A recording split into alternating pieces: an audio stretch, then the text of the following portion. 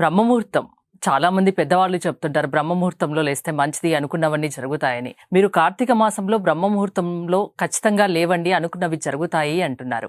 అంటే ఏ టైం అండి అది? సూర్యోదయానికి 1 గంట 36 నిమిషముల నుండి సూర్యోదయానికి 48 నిమిషాల వరకు ఉండేటటువంటి సమయం అండి. అంటే ఒకవేళ ఎగ్జాంపుల్ మీకు 6 గంటల సమయం తీసుకుంటే 4 గంటల 12 నిమిషం నుంచి 5 గంటల 12 నిమిషాల వరకు, అంటే 1.5 hour బిఫోర్ అండి.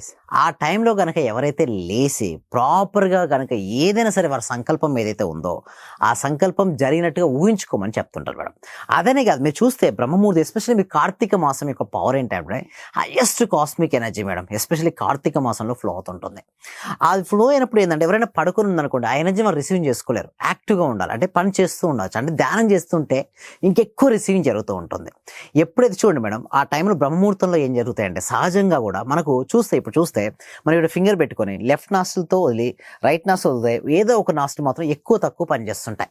అదే బ్రహ్మముహూర్త సమయంలో మన రెండు ముక్కు రంధ్రాలు సహజంగా సమానంగా పనిచేస్తుంటాయి. మరి ఎక్కడ కూడా ఏ సమయంలో అలాంటివి ఉండవు మేడం.